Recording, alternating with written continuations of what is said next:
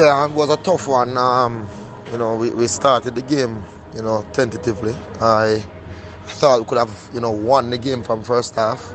We got some easy chances and we didn't capitalize, and we got some half chances that we could have, turn into full chances. But such is the game. That early second yellow card to Bolt though in the second half, it was horrible for us. It was a tough call by the referee for a second yellow there, because the linesman was calling him to tell him that the next player was tugging him, but he just ran over with his yellow card.